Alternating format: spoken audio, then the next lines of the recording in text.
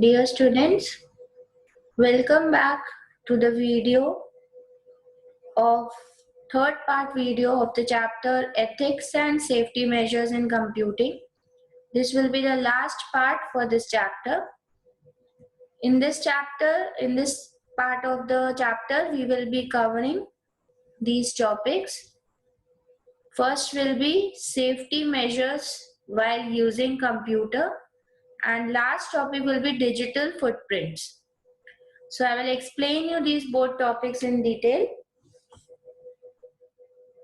So what do we mean by safety measures? Means the things which we have to take care while we are working on computer, while we are sharing our things, while we are working on internet.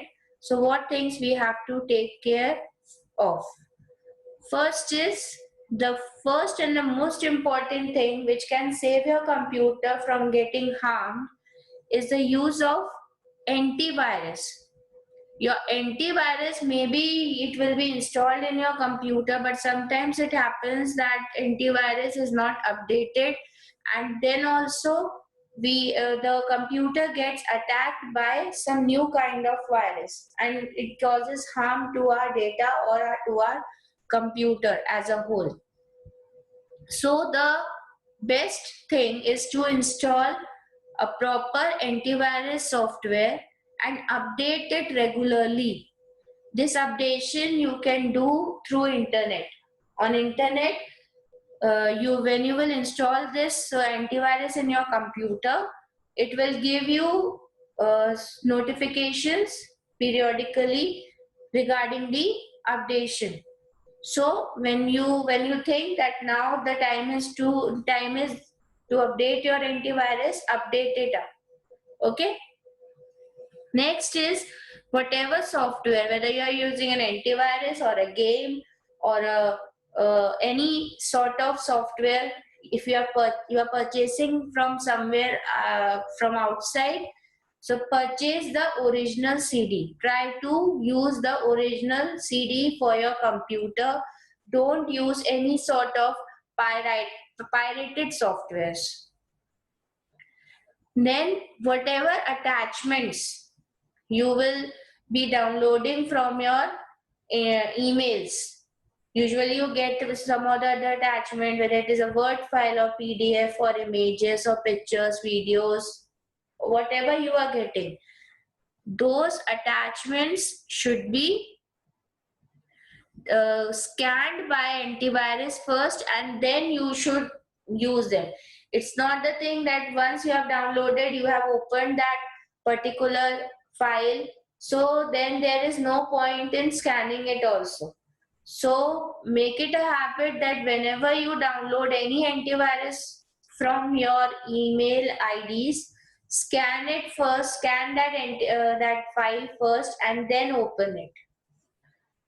Next is whatever information you are having, that is, it's your decision whether to share it or not.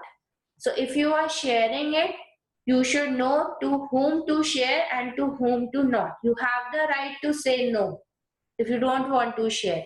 And mostly if you think that your information can get stolen from somewhere, or anyone can see it, then make it private so that only you can be able to access that information. If suppose a computer is there and at your home and many people are using it, and you think that various school projects or something like that are there, and you should protect them from getting deleted by mistake by anyone, so keep it at a place and use this file lock software application, so that you can keep that particular folder lock, and you can open it according to your convenience. Then the password which you are using, the password is a key to enter in any account. So once the password is known, and it's very easy to enter the account, and the person can do many things with your account. Okay, so whatever password you are keeping, don't keep it very simple. Keep it a strong, keep your password strong and secured. Don't share it with everyone. Anyone came and you shared your password, my password is this. So this is not the way. If you are having a password, first of all, keep it with you only. It should be, you should be only knowing your password. If someone tells you to tell your password, then tell that I will enter it myself. And in front of you only, just see that the person is logging out that particular account. Okay. So keep your password secured and strong. So these were the security measures. Now next we will be discussing about email etiquettes. Now what we mean by email etiquettes means how to write the email, how to respond to email. These are known as email, the way of writing, the perfect way of using emails. So first of all, your email will be recognized by your name. Who has sent it? X person has sent it. Okay. So the name should be proper, should be sensible. It should not be a nickname, at least. It should be your original name, first name with your last name. Okay. Or you can keep only first name. Right? So use a sensible personal name. Every time include a subject line so that the one who is reading your mail should know that the mail has been sent for what purpose. Then use correct grammar and spellings. It's expected from you that whatever emails you will write will be correct in grammar and correct in spellings, because the one who is reading it is creating an impression about you after reading it. That how much you are, how much you know English, how much you know to write English, everything is conveyed by reading that mail. So better use correct grammar and spelling. Never type everything in uppercase, because if we are typing everything in uppercase, then it is one of the etiquettes that we should not type everything in uppercase, because it means shouting. Means that we are shouting on the person who is in front of us or who is reading that mail. So, maintaining the sense of decency, we should write mail as we are writing normally, that the first letter should be in uppercase, rest of the letters can be in lowercase. And should use proper punctuations, proper grammars, and proper spellings. And last is treat email confidentially. This is one of the most important thing, that if someone has sent you mail, then you should respect that mail.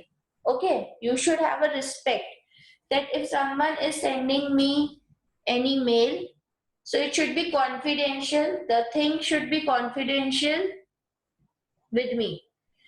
I should not go ahead and tell it to someone or send that mail to someone that this thing was written to me or this thing was shared to me. This is not right. So whatever mail you are getting, whether it is personal or whether it is formal, you should keep it confidential. Next topic is digital footprint. Digital footprint means what type of image you have left about yourself on the internet. Like footprint means the image a person has, what type of image your ancestors have left, what type of image you have left on your people whom you are in contact with.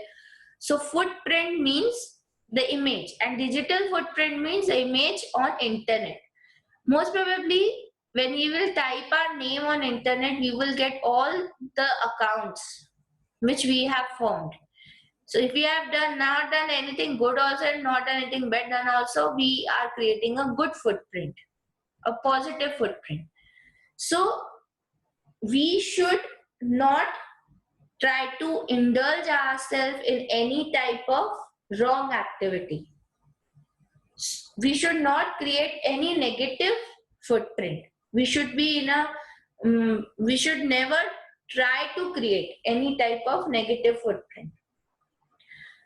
So when we are talking about ourselves, we are talking about the social media profiles which we have, the images and photos which we have uploaded about ourselves, and any other information. Suppose we have written any blogs or we have posted anything on any site. So all these three things count when we are talking about digital footprint. All these three things count. What type of profile we are having. Well, suppose our profile is not used from many times, we have not logged in, so we will have that footprint that this person is not that much involved with the account. Okay, so what type of profile, what type of images we are sharing, what type of blogs we are writing, what type of things we have shared on various sites. So all these will come when we are talking about digital footprint. Now, how to create a positive footprint? Everyone wants to create a positive. No one wants to get indulged in any type of negative side. So how to create that positive footprint? So for creating that positive footprint, we are having these 5 P's. First is, if you are trying to create any type of, means your profile, first is profile. So your name, first name, use your first name, and if you are, don't give any personal information on your profile. Any sort of, do not share it. Where are you going? Why are you going? Or what are you doing? So any current or live information is not necessary, because what are you doing? No one is interested in that. But if the person, no one is keen to take interest in that. So there is no point in telling anyone that why I want to involve my where I am. Okay, so don't share any type of personal information. Try to avoid it as much as you can. Next is, if you want to access anyone other's information or you want to share it, someone else posted information, you should take permission of that. You should make sure that you have taken permission before sharing anything which is related to someone else. Second is, keep your passwords and personal details private. Don't share it with everyone, and better it should be kept with yourself only. Protect, keep evidence. Means, suppose if someone is there who is troubling you and you don't know how to handle that situation, don't try to handle it. Tell your elders, anyone. If you can't share with your parents, you can share with anyone, any of your friend who can deal with it properly, or any of your brothers, sisters, relatives. Many people are there whom you think can guide you properly. But my suggestion will be, share it with your parents. They can take you out from that situation in a better manner. So if something like that happens, keep evidence of that thing, so that if something, the situation becomes worse, then with that evidence um, you can just try to claim a complaint about that person, or else share it with your parents that this problem has occurred, so they will deal with that situation accordingly. Okay, so but don't hide it. It's not that someone is troubling you and you keep hiding it, and you are getting tensed and worried or every time getting scared of using it. No, we have to be efficient in this. Okay, it doesn't mean that if someone has started troubling us, so we will take step back from there. We have to deal with that situation. If something like that happens, share it with your elders. Make sure the information you share is positive. Don't try to use any name. Don't try to point out any name, any political party's name, anything which can hurt someone's else emotions. Okay, don't try to make fun of anything. And if you think that any post or any image or anything which you are posting on any of the sites can create a problem for you, then please don't do it. Okay, so whatever you are sharing should be in positive manner and not to point out anyone or any group, okay, or anything. So with this, we have finished our chapter. I hope that you will go through all the 3 parts of the video and then go through your chapter in your book. Thank you for watching and hope you all are doing well and you all are fine, and try to be more at home, children. Thank you.